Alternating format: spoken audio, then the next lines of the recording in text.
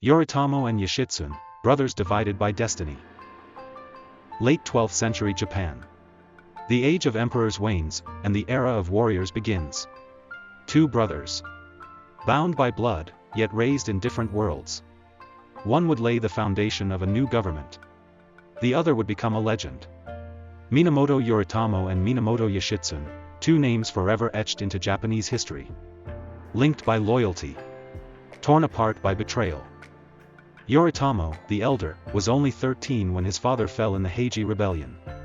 Exiled to a remote province, he lived as a political outcast, learning the harsh lessons of survival. Yoshitsune, born the same year, never knew his father. Raised in monastic seclusion near Kyoto, he was trained in prayers, not war. The brothers grew apart, never knowing each other's faces, never sharing childhood memories. When they met again, they were no longer siblings. They were leader and subordinate. At just 22, Yoshitsune took to the battlefield. Leading the Genji forces against the Taira, known in history as the Haika, he defied all odds. Victory at Ichi-no-Tani. A stunning attack at Yashima. And finally, Dan no Yura, the naval battle that sealed the Haika's fate. Brilliant. Charismatic. Unstoppable. Yoshitsune was beloved. Too beloved. Now the undisputed leader of the Minamoto, Yoritomo no longer feared enemies on the battlefield. He feared the one beside him. His younger brother acted on his own. He accepted honors from the imperial court without permission. He became a figure too dazzling, too powerful. Japan was emerging from chaos, and Yoritomo sought not heroes, but order.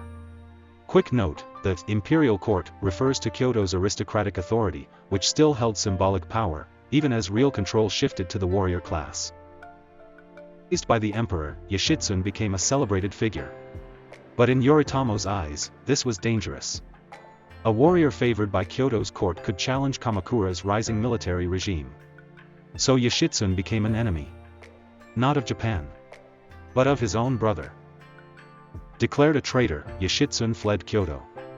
With a handful of loyal followers, including the towering warrior monk Benkei, he sought refuge in the north. Hiraizumi, under the protection of the Fujiwara clan, offered a fragile peace. But peace does not last when the most powerful man in Japan wants you dead. Betrayed by the Fujiwara, Yoshitsune took his own life.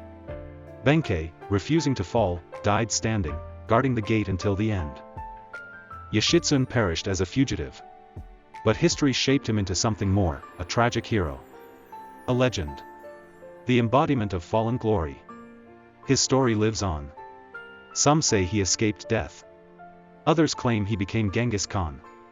None can prove it. All want to believe it. Yoritomo, meanwhile, succeeded in his mission. He founded the Kamakura shogunate, Japan's first true military government. He laid the groundwork for centuries of samurai rule. But his success came at a cost.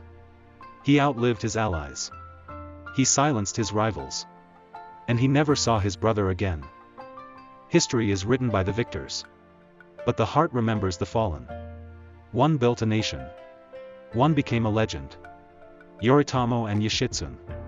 History chose the brother who ruled. But stories? Stories chose the one who fell. So who really won? History may have its answer.